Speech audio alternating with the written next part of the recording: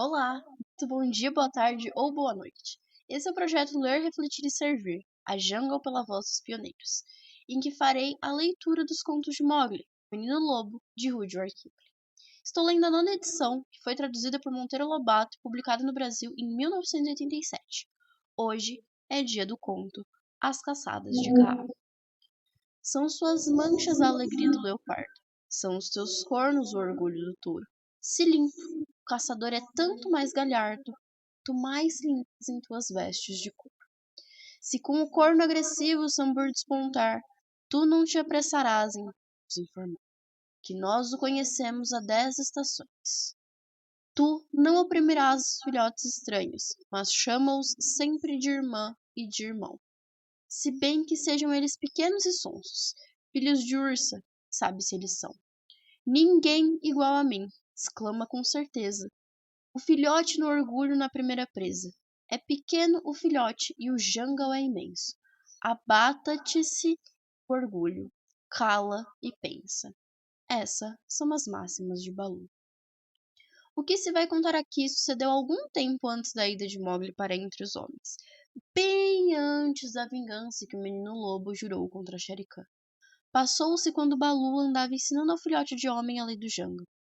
Este corpulento, grave, idoso urso pardo estava encantado com a inteligência de seu discípulo, porque os outros, os lobinhos, só aprendiam a lei na parte que dizia respeito à vida nas alcateias. Abandonavam o mestre logo que podiam repetir os versos do caçador.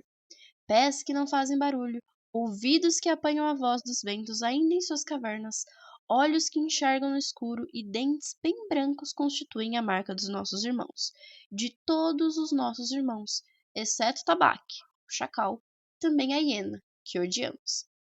Mowgli, porém, como filhote de homem que era, tinha que aprender muito mais. Às vezes Bagheera vinha de manso por entre os arbustos para ver como seu favorito ia de lições, e ficava de cabeça recostada a um tronco, ouvindo repeti-las. O menino do jungle já subia em árvores tão bem como nadava nas lagoas, e nadava tão bem como corria pela floresta. Por isso estava Baloo a lhe ensinar a lei das águas e a lei das árvores, como, de cima de um galho vivo, adivinhar um galho morto adiante, como falar polidamente a uma colmeia 15 metros acima do chão, o que dizer a Mangue, o morcego, ao ter de incomodá-lo em seu galho, pleno esplendor do sol, como avisar as serpentes aquáticas quando se vai dar um mergulho na lagoa. Nenhuma das criaturas do jungle gosta de ser perturbada, nem de ser forçada a fugir com o súbito aparecimento do intruso. Por isso, também lhe foi ensinado o grito do caçador forasteiro, que tem de ser repetido até que venha resposta, sempre que uma criatura quer caçar fora de sua zona. Este grito é assim: licença para caçar aqui, que estou com fome. E a resposta: caça, mas só para matares a fome, não por prazer. Estes exemplos mostram o quanto Mowgli tinha de aprender de cor, coisas que o cansavam pelo grande número de vezes que havia de repeti-las. Mas, disse Baloo a Bagheera, certa vez em que a presença da pantera deu uns tapas no menino desatento. O filhote de homem é um filhote de homem, portanto, tem de aprender toda a lei do jungle. Lembra-te de que ele ainda é muito pequenino, advertiu Bagheera, que o teria estragado de mimo se fosse a sua professora. Como poderá essa coisinha guardar tantas lições na cabeça? O tamanho dele acaso evita que seja morto? Certo que não. Por isso lhe ensino tanta coisa para se defender. Nele bato sem o machucar, quando se mostra desatento no aprender. Sem o machucar? Que sabes tu de delicadeza, ô pata de ferro? Grunhiu Bagheera. Não vês que a tua carinha está toda arranhada, toda marcada com cicatrizes da tua delicadeza de urso? Ah! Melhor seja marcado da cabeça aos pés por mim, que o amo, do que ficar lindo de pele, mas ignorante de defesa, respondeu Baloo vivamente. Estou agora a ensinar-lhe as palavras mestres do jungle, que hão de proteger das aves e do povo de serpentino. Breve poderá defender-se de todo o jungle apenas repetindo as palavras que lhe ensinei. Não vale uns tapas de segurança? Bem, mas cuidado em não ensiná-lo demais, matando-o. Ele não é tronco de árvore onde se exercitem suas patas. Essas palavras quais são? Delas não necessito, bem sabes, porque sou feita para ajudar-me a mim mesma. e ainda para ajudar aos outros, nunca para pedir ajuda, disse Bagheera, espichando elasticamente as patas e olhando com orgulho para as garras de aço azul, cortantes como formol. Apesar disso, gostaria de conhecê-las. Chamarei Mowgli para que as diga, se ele o quiser. Vem cá, irmãozinho, gritou o urso. Minha cabeça tá zoando como árvore de abelhas, murmurou por cima dos dois animais a voz queixosa de Mowgli, que vinha escorregando de uma árvore abaixo, colérico e indignado. Ao pôr o pé, acrescentou: Vim por Bagheera, não por ti, rabugento Balu. Não me ofende essa tua raiva, já que estás magoado e dolorido por causa de uns tapas justos que te dei. Vamos, dize a Bagheera as palavras mestras do jungle, que te vem ensinando esses dias. Palavras mestras de que povo? Indagou Mowgli, deleitando-se de exibir seus conhecimentos. O jungle possui muitas linguagens, que conheço todas. Conheces um bocado, não todas. Vê, Bagheera, ele jamais agradece ao mestre. Também nenhum dos lobinhos ainda voltou a agradecer-me pelos ensinamentos. Vamos, dize as palavras do povo caçador, ó grande aluno. Somos do mesmo sangue, vós e eu, repetiu Mowgli, dançando, como o urso lhe ensinara. O acento exato às palavras pelo povo caçador. Bem, agora a palavra das aves. Mowgli repetiu-a, um grasno de chiu brilhando no fim da sentença. Agora a palavra do povo serpentino, pediu Bagheera. A resposta foi um indescritível assobio ou silvo, tão bem imitado que o próprio Mowgli bateu as mãos para aplaudir-se, saltando em seguida sobre o dorso elástico da pantera e esporeando-a com os calcanhares, enquanto fazia para Balu as mais horríveis caretas. Aí está!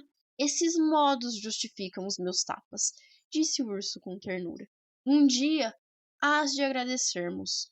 E, voltando-se para Bagheera, contou como aprender as palavras mestras com Hathi, o elefante selvagem, que as conhecia toda melhor do que ninguém.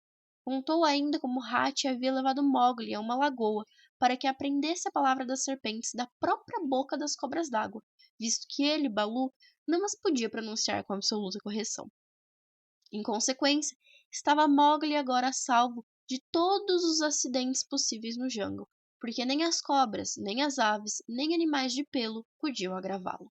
Não tem a temer nenhum, concluiu Balu, orgulhosamente, exceto a tribo dos lobos, brou Bagheera a meia voz. Depois alto para Mowgli.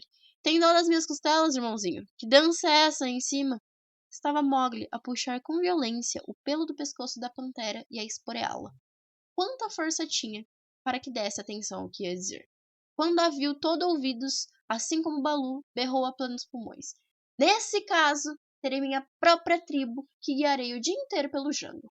Que nova loucura é essa, sonhador de sonhos? Perguntou Bagheera. Sim, e havemos do alto das árvores ele de jogarmos ramos e nozes sobre esse urso velho, murmurou Mowgli. Eles prometeram-me isso. Plaf! A grossa pata de Balu colheu o menino de cima do dorso da Bagheera em relâmpago. Seguro entre seus braços peludos, Mowgli percebeu que o urso estava em cólera. Mowgli, disse Balu, estiveste a conversar com os Bandarlog, povo macaco? O menino olhou para Bagheera, para ver se também estava colérica. Os olhos que encontrou tinham a dureza do jade. Estivesses com os macacos cinzentos, o povo sem lei, os comedores de tudo. Que vergonha! Quando Balu machucou minha cabeça, respondeu Mowgli, ainda na mesma posição. Saí pelo jungle para muito longe. Os macacos cinzentos, em certo ponto, desceram das árvores, cheios de piedade de mim. Só eles tiveram dó de mim. O dó do povo macaco! Exclamou Balu com ironia. Isso vale o mesmo que dizer o silêncio da cachoeira, a frescura do fogo. E depois, filhote de homem? Depois me deram castanhas e mais coisas gostosas e carregaram-me nos braços ao topo das árvores, onde declararam ser meus irmãos em tudo, menos em cauda, que eles têm e eu não. E disseram ainda que eu viria a ser o grande chefe dos macacos. Os macacos não têm chefe, rosnou Bagheera. Mentiram. Eles mentem sempre. Foram muito bondosos comigo, prosseguiu Mowgli, chegando a pedir que voltasse de novo. Dizei-me, por que nunca me levastes para o meio desse povo? Eles sabem andar de pé, como eu. Não me maltratam, brincam o dia todo. Larga-me, Balu, deixa-me ficar de pé, urso malvado. Quero e hei de visitar os macacos outra vez. Ouve, filhote de homem, rou o urso, com voz de trovão. Ensinei-te a lei do jungle no que diz respeito a todos os animais, menos aos macacos que moram em árvores. Eles não têm lei. São proscritos, não têm linguagem. Usam palavras furtadas aqui e ali, pois vivem espiando e escutando de cima dos galhos o que nós outros dizemos cá embaixo. Seus usos não são os nossos. Chefes não possuem. Também não guardam memória de nada. Gabam-se e tagarelam sem parar, pretendendo ser um grande povo prestes a iniciar grandes coisas no jungle. Mas assim que uma noz cai da árvore, põem-se a rir e esquecem de tudo. Nós no jungle não temos nenhum entendimento com esse povo. Não bebemos onde eles bebem, não andamos por onde eles andam. Não caçamos onde eles caçam, não morremos onde eles morrem. Já viste a mim por acaso falar neles algum dia? Nunca, respondeu Mowgli, num murmúrio que soou nítido no silêncio em que o trovejar de Baloo deixara o jungle. O povo do jungle os baniu da sua boca e do seu pensamento. Não são numerosíssimos, maus, sujos, sem brio, animados do jeito único de serem vistos e admirados por nós. Mas não atentamos neles nunca, nem mesmo quando jogam nozes ou porcarias sobre nossas cabeças. Mal acabara Baloo de pronunciar essas palavras, uma chuva de nozes e galhos secos caiu sobre eles, vinda de cima das árvores próximas, acompanhadas de um rumor muito conhecido de saltos, guinchos e tossidas. O povo macaco não existe para o povo do jungle. Lembra-te sempre. Não existe, afirmou Bagheera. Mas julguei que Baloo já houvesse avisado Mowgli sobre isso. Eu? Eu? Como poderia adivinhar que ele iria meter-se com a sujidade? Macacos! A chuva de nozes e galhos continuou, fazendo com que o urso e a pantera se fossem dali e levassem Mowgli consigo. O que Baloo dissera dos macacos correspondia à realidade. Vivem no alto das árvores, e como os animais do jungle raro olham para cima, não há nunca oportunidade de trato entre eles. Mas quando os macacos encontram um lobo, tigre ou urso ferido, metem-se logo a atormentá-lo, bem como se divertem em atirar nozes e galhos secos contra todos os animais que lhe passam ao alcance, por brincadeira, para serem notados. E se não são notados, soltando guinchos sem sentido, convidando o povo do jungle a subir às árvores para lutar com eles, ou então se empenham em terríveis combates entre si por questões ridículas, deixando os mortos em lugar onde possam ser vistos. Andam sempre prestes a ter um chefe, e leis, e costumes, mas nunca chegam à hora. Porque sua memória, muito débil, jamais guarda uma coisa de um dia para o outro. Por isso, se justifica um dito que criaram, que os Bandarlog pensam hoje, toda a jungle pensará um dia. Ideia que muitos consolam. Nenhum animal os pode apanhar, também nenhum lhes dá a mínima atenção. Daí ficarem tão agradados quando Mowgli foi procurá-los, e tão furiosos ao ouvirem a reprimenda de Baloo. Eles não queriam fazer coisa nenhuma. Os Bandarlog não fazem nada. Mas um surgiu com o que lhe pareceu grande ideia e disse aos outros que Mowgli poderia ser útil ao bando, visto como sabia tecer esteiras de vime, boas para proteção contra os ventos. Assim, se pudessem apanhá-lo, poderiam com ele aprender essa arte. Como filha de lenhadores, Mowgli herdara várias habilidades e tecia esteiras sem nunca pensar como essa arte lhe viera. Os Bandarlog, sempre a espia do alto das árvores, tinham observado isso, achando a coisa maravilhosa. Daí a ideia de pô-lo como chefe do bando, de modo que se tornassem o primeiro povo do jungle, admirado por todos e de todos invejado. Enquanto seguiam Baloo e Bagheera pelo alto das árvores, ocultamente, plano qualquer na intenção, chegou a hora da cesta, e Mowgli, envergonhado com o que havia feito, não se aproveitou do sono dos seus amigos para ir os Bandarlog. Ficou também a cestear por ali, acomodado entre as patas da pantera e do urso, firmemente resolvido a nunca mais se meter com o macaco. Súbito, o menino acordou agarrado nos braços e pernas por pequenas munhecas ásperas, ao mesmo tempo que sobre sua cabeça as ramagens eram sacudidas violentamente. Baloo, também desperto, atroou o jungle com seu urro agudo, ao passo que Bagheera, de dentes arreganhados, se projetava num salto elástico sobre o tronco da árvore próxima. Os Bandarlog guincharam de triunfo enquanto se sumiam galhos acima, fora do alcance da pantera. Eles nos viram! Gritavam num delírio de contentamento. Bagheera nos viu! Todo o povo do jungle nos admira pela nossa habilidade e engenho. Depois, principiaram a lutar entre si nos galhos, coisa que ninguém descreve. Os macacos possuem seus caminhos e encruzilhadas por cima das árvores, podendo por eles caminhar até de noite e assim atravessar montanhas e vales. 2 dos mais fortes, com Mowgli nos braços, passavam de árvore em árvore, aos pulos de 5 a 6 metros. Sem tal carga, poderiam saltar o dobro. Repugnado como se achava, nem conseguiu Mowgli gozar daquela selvagem corrida aos pulos. Além disso, a visão, aqui e ali, do solo onde ficava Baloo e Bagheera, o aterrorizava, como também o aterrorizava, ao fim de cada pulo, ver-se sustido apenas por um galho que cedia ao peso dos raptores. A escolta que o conduzia era habilíssima em levá-lo ao mais alto das copas. Nesses momentos, rápidos como relâmpago, os macacos atiravam-se numa direção ou noutra, para se agarrarem aos galhos mais grossos das árvores próximas. Por vezes, tinha Mowgli a oportunidade de ver de um golpe a massa verde do jungle num raio de muitas léguas, como o marujo do alto do mastro vê léguas e léguas de mar em torno do seu navio. Tais visões eram rápidas. Os raptores logo puxavam e o mergulhavam no seio escuro das copas, cuja ramagem lhe chibatava as faces de raspão. Desse modo, saltando, escorregando, guinchando e berrando, a tribo inteira dos Bandarlog seguia pela estrada verde, um precioso prisioneiro nas unhas. Por vezes, receou Mowgli cair ou ser largado por aquelas munhecas. Nesse momento, vinham-lhe coléricos ímpetos de lutar. Vendo, porém, quão inútil era a luta, pôs-se a refletir. A primeira coisa a fazer seria comunicar-se com Baloo e Bagheera, porque na velocidade com que os macacos o conduziam, aqueles amigos se estavam distanciando cada vez mais. Olhar para baixo, inútil, só enxergava galhos e mais galhos. Olhar para cima, sim, talvez nisso estivesse salvação. Acertou.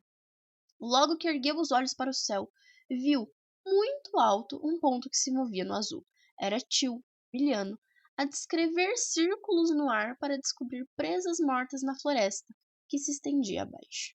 Tio percebeu que os macacos estavam conduzindo qualquer coisa e logo decaiu das alturas algumas centenas de metros, a fim de verificar se a carga era algo bom de comer.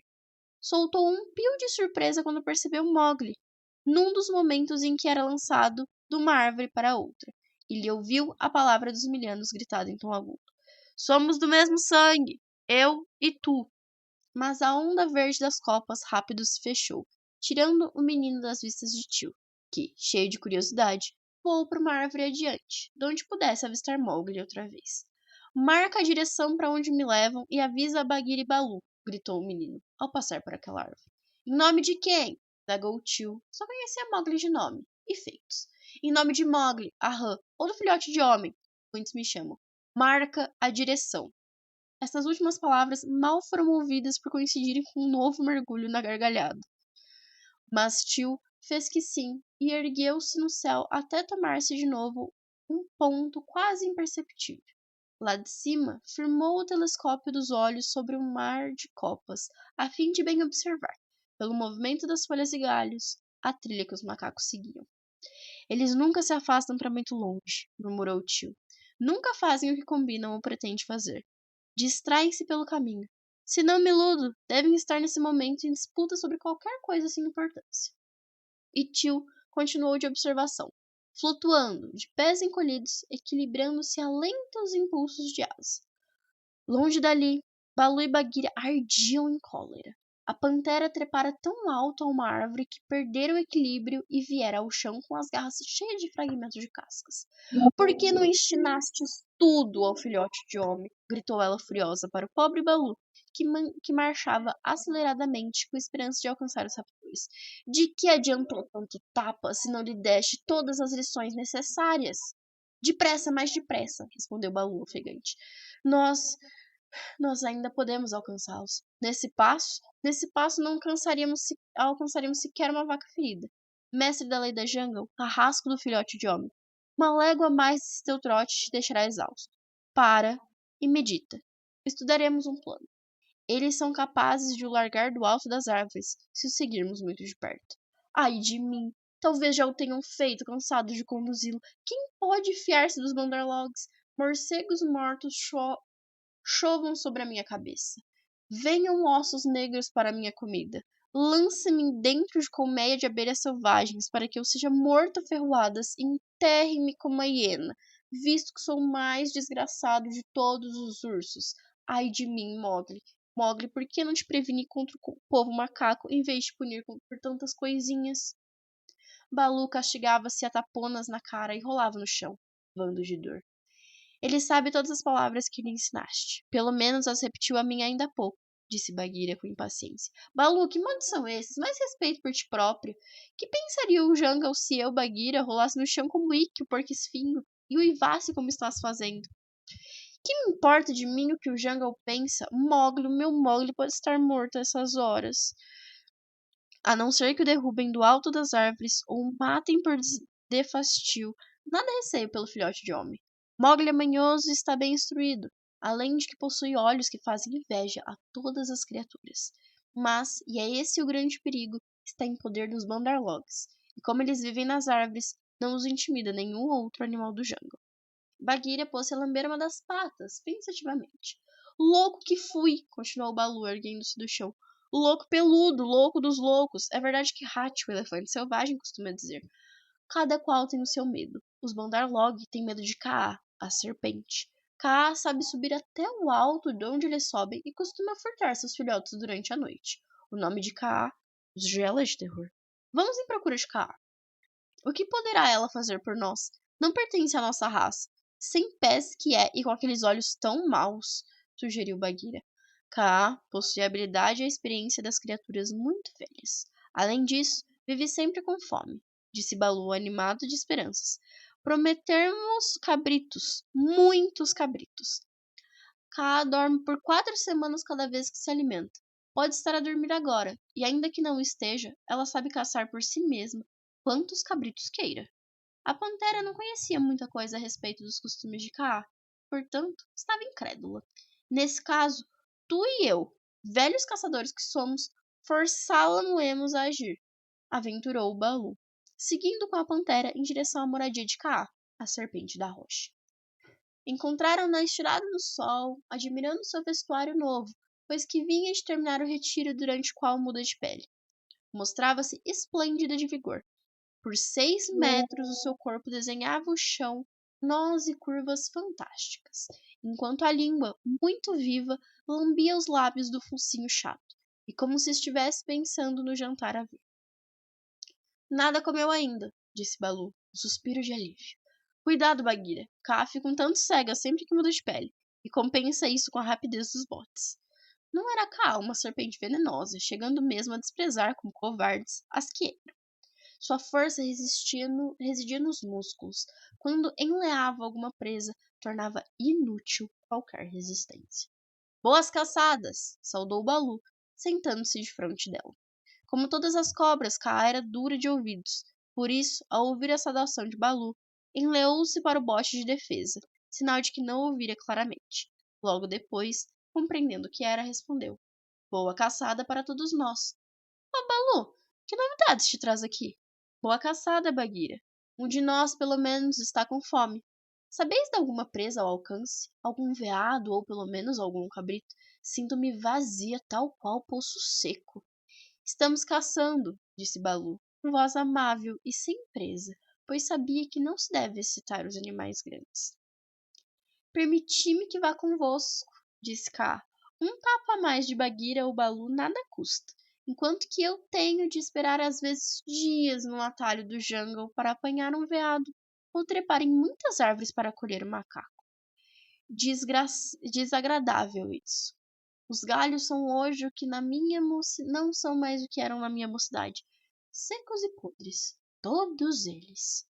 Talvez teu grande peso de agora explique essa diferença, sugeriu Balu. Estou de um belo comprimento, não há dúvida, disse Kaa com certo orgulho. Mas a culpa é dos galhos de hoje em dia, muito fracos. Em minha última caçada quase caí, e o ruído da escorregadela despertou os Bandarlog, que me lançaram em rosto os piores nomes. Sem pés, minhoca amarela, murmurou Bagheera, que sabia quais os insultos com que os macacos insultavam as cobras. Kaa chiou. Disseram isso de mim. E coisas ainda piores disseram a quem quisesse ouvir, na lua passada. Mas ninguém os aplaude. Eles não cessam de dizer coisas, e de ti chegaram a inventar que és uma serpente desdentada, incapaz de atacar presa maior do que um cabrito novo. E sabes por quê? São uns cínicos esses macacos. Porque dizem tens grande medo do chifre dos bodes, concluiu a pantera, jeitosamente. Uma serpente, sobretudo uma velha serpente da espécie de Kaa, raro se mostra colérica. Balu e Bagheera, porém, puderam notar o movimento significativo dos músculos queixais. Os Bandarlog mudaram-se para aqui perto, disse com disfarçada indiferença a cobra. Quando vim hoje espichar-me ao sol, vi-os em gritaria nas árvores próximas. São esses os macacos que estamos seguindo, disse Balu com repugnância, porque era a primeira vez que uma criatura do jungle assim confessava interesse por macacos. Compreendendo isso, Kaa observou. Alguma fizeram, para terem à cola 2 caçadores desse porte, caçadores mestres. Andais então na pista deles, ó valente caçadores? Nada sou, respondeu Balu com modéstia, além de um velho e às vezes caduco professor da lei do jungle. E aqui a minha amiga Bagheera... Bagheera, interveio a pantera, batendo firme os dentes, já que não entendia de humildades. O caso é este, Kaa. Os comedores de nozes raptaram nosso filhote de homem, que talvez conheças a fama.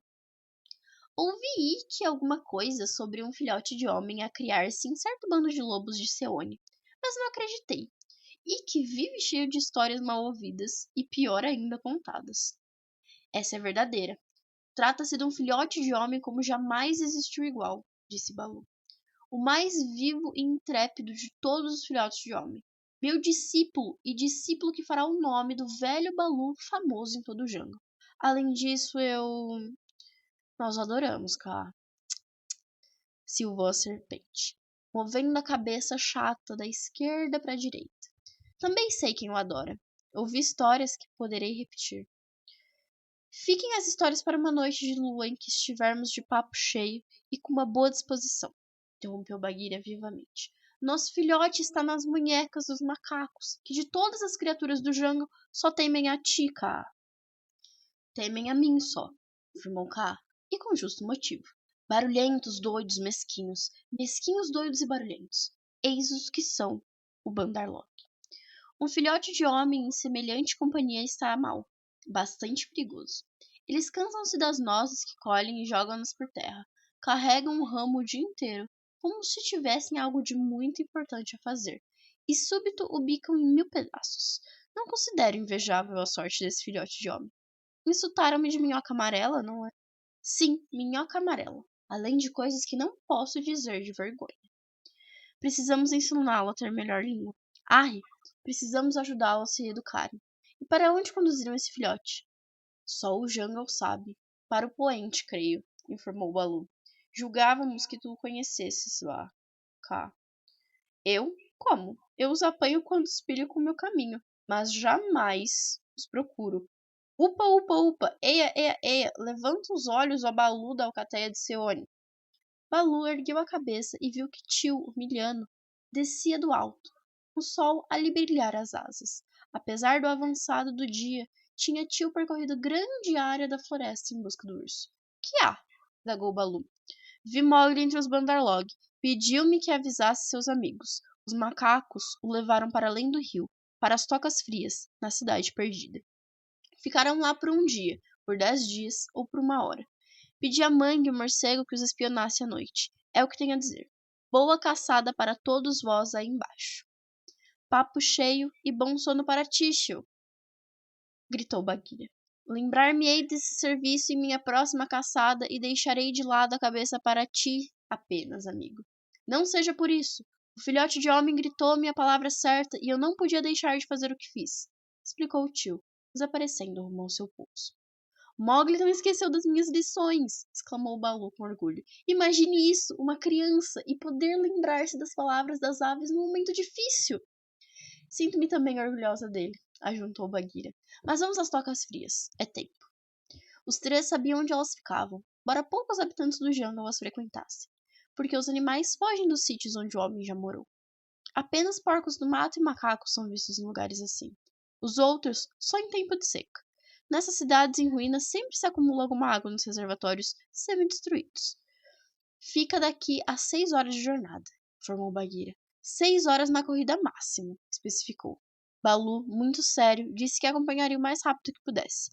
Não podemos esperar por ti, Balu. Segue-nos. Eu e Kaa iremos na frente. Sem pés como sou, locomovo-me rapidamente com qualquer quadrúpede, disse Kaa simplesmente. Balu fez grande esforço para acompanhá-las, mas como tinha de ir parando para tomar fôlego, atrasou-se. Bagheera levava à frente, ligeira como todas as panteras, e Kaa, sem dizer nada, fazia o máximo, seguindo-a de perto. Ao chegarem a um rio, Bagheera saltou e deixou Kaa para trás, a transpô-lo a nado. Em terra firme, porém, a cobra de novo alcançou a pantera. Pelo ferrolho que eu quebrei, exclamou Bagheera quando viu a sua cola. És de fato ligeira, Kaa. Estou com fome, explicou a serpente, além de que eles me chamaram de rã amarela. Pior, minhoca amarela, verme amarelo. Dá na mesma, toca. E Kaa projetou-se ainda com mais ímpeto pelo meio das ervas. O povo macaco estava descauteloso na cidade perdida, sem um pensamento sequer para os amigos de Mowgli. Haviam metido o rapazinho dentro da cidade, que mostravam com grande orgulho. Mowgli vira uma cidade indiana, e contanto não passasse aquela de um amontoado de ruínas, pareceu-se para si magnificente. Lá estava a rua de pedra que conduzia às portas exteriores, os portões arruinados onde se viam ainda pedaços de madeira preso a gonzos ferrugentos. Árvores haviam crescido dentro e fora dos muros das casas, reduzidas a monte de pedras soltas. Tufos de plantas trepadeiras escorriam das janelas pelas torres, como em procura do sol. O grande palácio sem teto coroava uma elevação. Suas fontes e pátios mal indicavam que havia sido, tanto mármore de que eram feitos estava sujo das manchas verdes e vermelhas dos muslos invasores. Os grandes pilares da estrebaria dos elefantes desequilibravam-se, com os blocos deslocados pelas raízes das figueiras bravas. Nesse palácio, o observador podia ver filas e filas de casas sem teto, que tinham em conjunto, vistas do alto, a aparência de favos, vazios de mel e cheios de negrudes. O informe bloco de pedra que fora o ídolo da praça onde 4 ruas despejavam, o esburacado das esquinas onde existiam chafarizes públicos, os semi-destruídos domos dos templos de cujas brechas rompia a copa das figueiras. Tudo aquilo espantava Mowgli. Chamavam os macacos daquela cidade sua cidade, e, em consequência, desprezavam os demais habitantes do jungle que não podiam gozar-se de semelhantes ruínas. Todavia, ignoravam para que tinham sido feitas aquelas construções. Sentavam-se em círculo no átrio do palácio, onde o rei costumava reunir o conselho de estado para catar pulgas, como se essa fosse a função dos conselheiros de estado. Ou então, entravam e saíam de casa sem teto, juntando pedaços de tijolo ou telha que guardavam nos cantos. Depois, esquecidos dos guardados, lutavam em grande confusão para logo em seguida irem brincar aos balcões do rei. Lá, sacudiam roseiras e árvores de fruta para ver flores e frutas virem abaixo. Exploravam todos os corredores e túneis escuros do palácio e os inúmeros cômodos e celas sem luz, sem jamais conversarem a memória do que viam.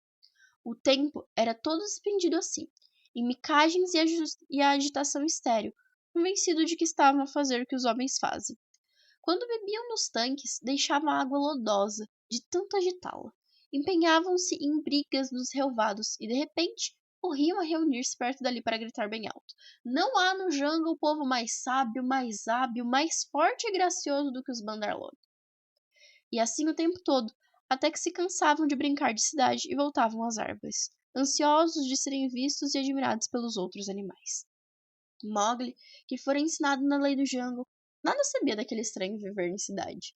Os macacos haviam-no levado para ali à noitinha, em vez de irem dormir, como se faz após longa viagem, puseram-se, de mãos dadas, a dançar e cantar as mais doidas cantigas. Um deles deitou um discurso para insultar aos demais que a captura de Mowgli vinha marcar época na história dos Bandarlog, pois que Mowgli iria ensinar-lhes a fazer esteiras de vibe que protegem contra os ventos. Mowgli, de fato, começou a tecer à vista deles e todos procuraram imitá-lo. Em poucos minutos, porém, cansaram-se daquilo. Largaram as varas de vime e puseram-se a puxar as caudas uns dos outros, saltando e guinchando. Quero comer, declarou Mowgli. Não conheço essa parte do jungle, não sei seus costumes. Trazei-me comida ou deixai-me ir caçar. 20 ou 30 macacos saíram aos pulos em busca de nozes e mamões selvagens, mas brigaram pelo caminho e lá destruíram todas as frutas que haviam colhido. Cada vez mais esfomeado e colérico, Mowgli errou ao acaso pela ruína, desferindo de tempo em tempo o grito do caçador forasteiro. Inutilmente. Ninguém respondia e Mowgli percebeu que se achava em muito mau lugar. Tudo quanto Baloo disse dos Bandarlog é verdade, pensou consigo. Não tem lei, nem grito de caça, nem chefes, nada, a não ser palavras loucas e micagens torpes. Assim, se eu for morto aqui ou vier a morrer de fome, bem feito, terá sido unicamente por culpa minha. Tenho de esforçar-me por voltar ao meu jungle. Baloo irá castigar-me, mas será melhor isso do que estar a desfolhar roseiras com estes estúpidos seres. Mowgli tentou sair da cidade em ruínas. Os macacos, porém, fizeram-no voltar, dizendo que ele não sabia o quanto era feliz ali. O menino cerrou os dentes e acompanhou calado a turba de símios até o terraço existente junto aos reservatórios de água. No centro desse terraço via-se uma casa de verão, construída de mármore branco pela rainha de 100 anos atrás. A cúpula desmoronara pela metade, obstruindo a entrada principal, reservada às grandes damas. As paredes se sustentavam ainda, paredes de mármore rajado, com embutidos de fino lavor, onde a ágata, a turmalina, o jaspe e o lápis-lazuli emitiam brilhos multicolores sempre que tocados pelos raios da lua. Dolorido como se achava, sonolento e faminto, Mowgli não pôde deixar de rir-se quando 20 macacos, guinchando a um tempo, começaram a provar-lhe a loucura que seria deixar a sociedade de um povo tão sábio, tão forte e tão formoso como eles eram. Somos grandes, somos livres, somos admiráveis, somos o povo mais notável do jungle. Todos nós pensamos assim. Logo, é verdade, gritaram em coro. E como és um novato aqui e ainda poderás contar isso aos demais povos do jungle, a fim de que deem intento de nós para o futuro, vamos dizer-te tudo a respeito de nós próprios. Mowgli ainda objetou e os macacos se reuniram aos centos no terraço da rainha para ouvir os oradores que iam cantar hinos do povo Bandarlog. Cada vez que um se engasgava no meio do discurso por falta de fôlego, a turba guinchava e griçono. É verdade tudo o que ele diz. Nós somos assim. Mowgli meneava a cabeça e piscava, sempre concordando. Quando lhe perguntavam qualquer coisa, lá consigo refletia. Tabaque com certeza mordeu toda essa gente e a deixou louca. Evidentemente os macacos sofrem de Deuani. Será que não dormem nunca? Lá caminha uma nuvem em direção à lua. Se escurecer de todo, aproveitarei a ocasião para fugir. Sinto-me tão cansado. Aquela nuvem também estava atraindo a atenção de dois amigos de Mowgli, ocultos nos fossos que rodeavam a cidade perdida. Bagheera e Kaa, sabendo quão perigosos se mostravam os macacos em bando, mantinham-se de guarda para não sacrificar a partida. Os macacos jamais lutam, a não ser que a proporção seja de 100 para 1. E que animal do jungle pode aceitar essa proporção? Vou tomar pelo lado norte, sussurrou Kaa. Lá me aproveitarei da declividade do terreno e não creio que os macacos possam lançar-se ao centro sobre meu lombo. Sei, disse Bagheera, mas é pena que Baloo não esteja aqui. Temos que agir sem ele. Quando a nuvem tapar a lua, penetrarei pelo terraço. Parece que lá estão reunidos em conselho em torno do rapaz. Boa caçada, murmurou Kaa, tão sarcástica, e deslizou rumo ao norte. Os muros da cidade naquele ponto mostravam-se menos arruinados do que em outros, de modo que a serpente demorou para romper o caminho por entre as pedras. Enquanto isso, a nuvem ocultara inteiramente a lua. Súbito, Mowgli com surpresa percebeu Bagheera penetrar no terraço. Chegara de manso, para então, tal qual um raio, atirar-se contra o bando. Um grito uníssono de pavor e ódio acolheu a pantera. Logo, porém, um dos macacos gritou: É um inimigo só! Mata! Mata!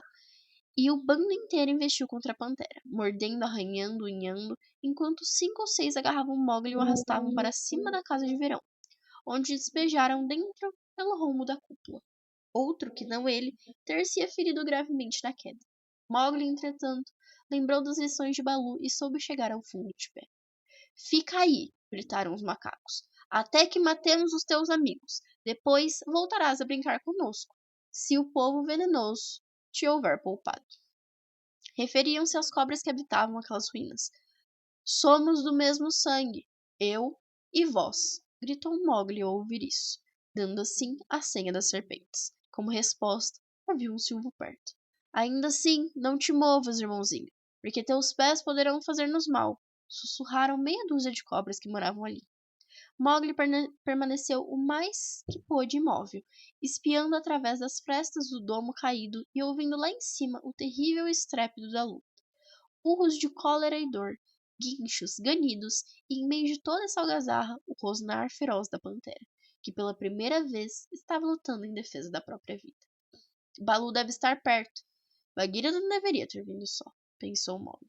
Depois, lembrando-se de um recurso que seria precioso para sua amiga, berrou: para os tanques, Bagheera! Atira-te à água! Mergulha! Bagheera ouviu e ganhou nova coragem. Redobrou de violência enquanto recuavam, polegada a polegada, na direção dos reservatórios. Súbito, ressoou perto o grito de guerra de Baloo. O velho urso acabara de chegar. Bagheera! Exclamou ele. Eis-me cá. Vou subir. Ui, as pedras estão muito lisas para os meus pés, mas os infame Bandarlog não terão muito que esperar. Baloo alcançou por fim o terraço, onde foi envolvido por uma nuvem de macacos. Pôde, porém, tomar posição de defesa, e atacando-se com mangotes de símios, começou a parte da matança que lhe cabia. O ruído de um corpo que cai na água indicou a Mowgli que Bagheera estava em segurança nos tanques, onde os macacos não a perseguiriam. De fato, lá ficou mergulhada, só com a cabeça de fora, enquanto os macacos apinhados nos rebordos uivavam de fúria, prontos a se lançarem sobre ela, caso saísse da água em socorro de Baloo. Bagheera então ergueu para o ar o focinho molhado e desferiu, com desespero, o grito de senha das serpentes. Somos do mesmo sangue, eu e vós. Fez isso, imaginando que Kaa houvesse abandonado a partida no último momento. O próprio Baloo, meio asfixiado pelo enxame dos macacos, não deixou de sorrir àquele chamado. Kaa tinha acabado de varar por entre as fendas dos muros e coleava-se toda, da cabeça à ponta da cauda, como para verificar se seus músculos estavam em ordem. Enquanto o ataque a Baloo prosseguia, a macacada no rebordo dos tanques guinchava de ódio. Mangue, morcego, ergueu-se em vôo, tonto para ir anunciar pelo jungle o grande acontecimento.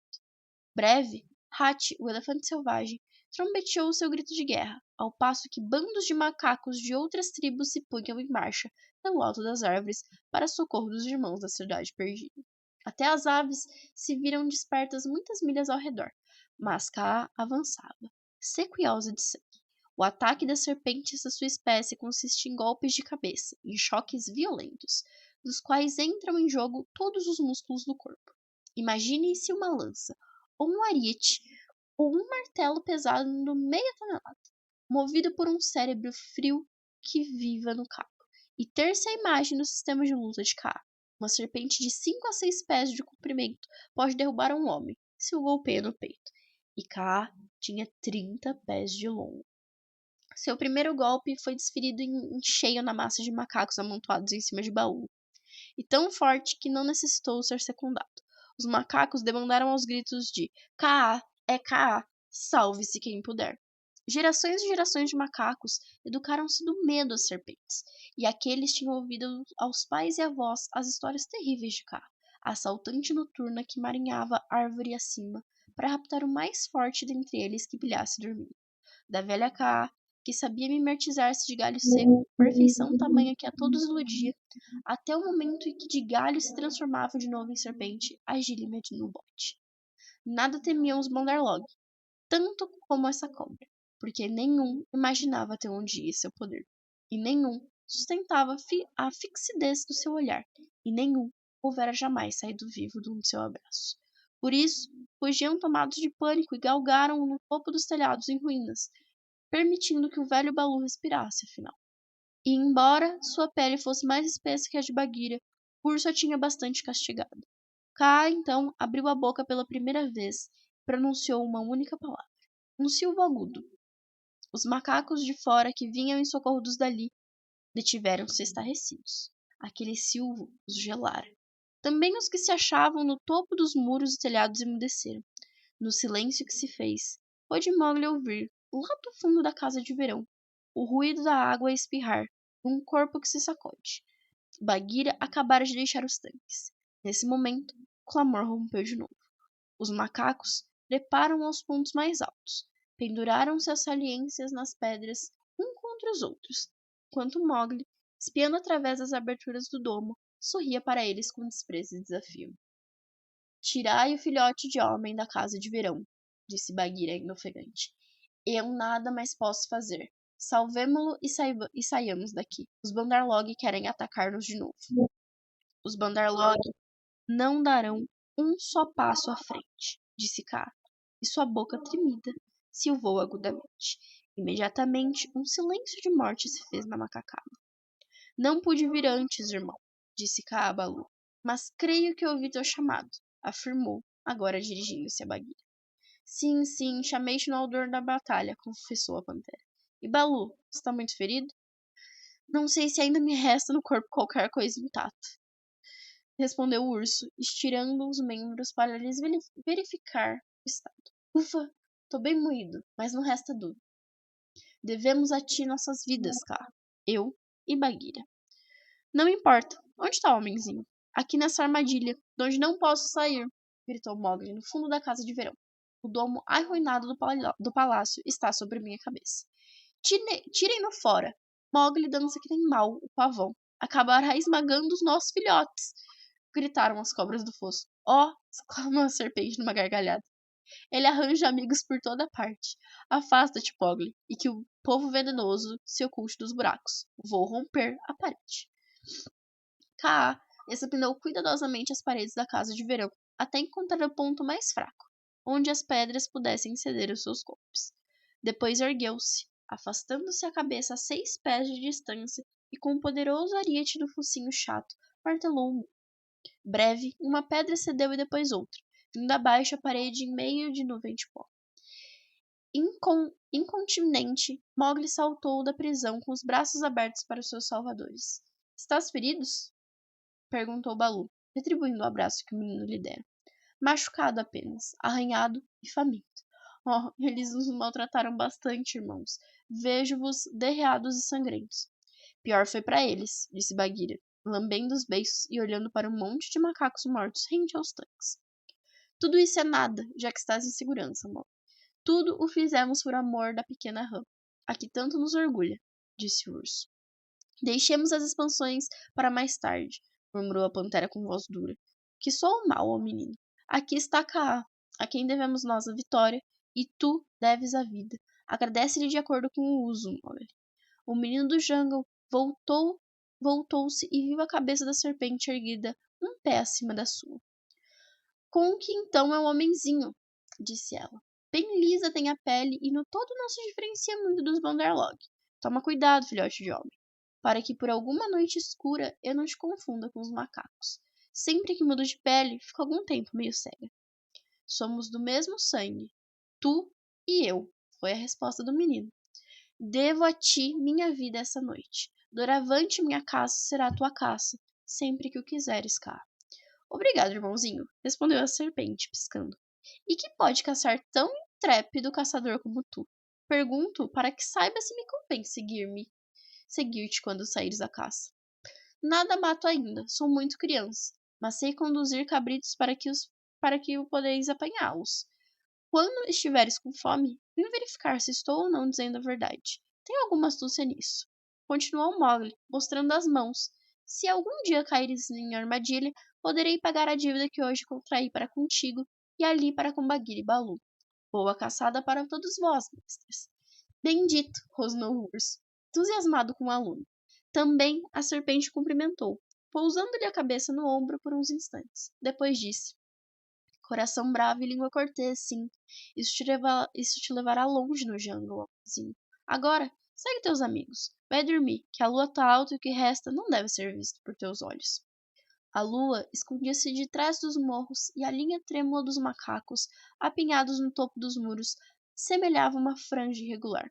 Baloo dirigiu seus tanques para beber, enquanto a pantera punha sua pelagem em ordem. A serpente deslizou para o centro do terraço, onde fechou a boca com um ruído tal todos os macacos fixaram nela os olhos. A lua descamba, disse Kaa, dirigindo-se para os Bandarlog. Ainda podeis ver-me? Dos muros e tetos em ruínas ressoa um gemido como respostas. Vemos-te sim, ó Kaa. Bem, comece então a dança da fome de Kaa. Permanecei imóveis e olhai. A serpente enrolou-se em 3 voltas e oscilou a cabeça da esquerda para a direita. Depois começou a fazer boleios em 8 e triângulos, de logo se desfaziam em quadrados e pentágonos. Nunca parando, nunca se precipitando, nunca interrompendo seu cântico de silvos. Por fim, o luar morreu de todo e os coleios da serpente deixaram de ser visíveis. Os macacos apenas ouviam o roçar das escamas de Kaa. Baloo e Bagheera estavam imóveis como pedra, rosnando, os pelos da nuca eriçados. Mowgli assombrava-se. Bandarlogs, disse Kaa por fim. Podeis mover uma só pata que seja sem ordem minha? Respondei. Não, Kaa. Sem ordem tua, não podemos mover nem pés, nem mãos. Bem, chegai-lhe mais perto. Mais. A linha dos macacos aproximou-se, lenta, fazendo que Baloo e Bagheera instintivamente se afastassem. Mais perto, silvou Kaa, e os macacos chegaram-se ainda mais. Mowgli bateu no pescoço da pantera e do urso, convidando-os a irem-se. Ambos olharam nos olhos de quem sai do pesadelo. Conserva a mão sobre o meu pescoço, murmurou a pantera. Segura-me que me sinto arrastada para cá. Ai, meu Deus.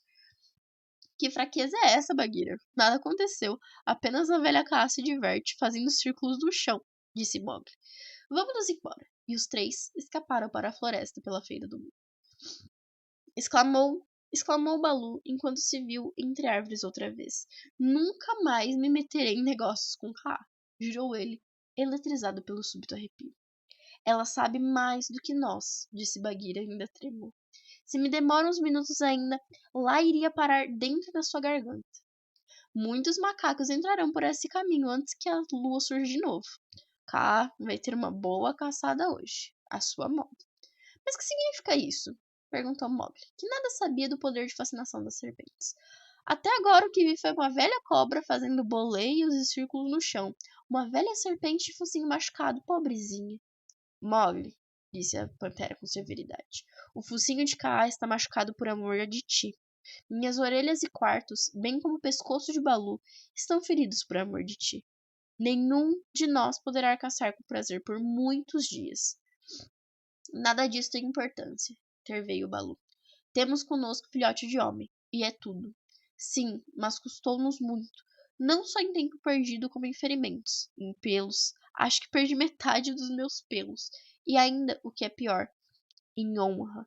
Lembra-te, Mowgli, que eu, a Pantera Negra, fui forçada a pedir socorro a Kaa, e que, juntamente com Baloo, me senti diante dela um passarinho fascinado.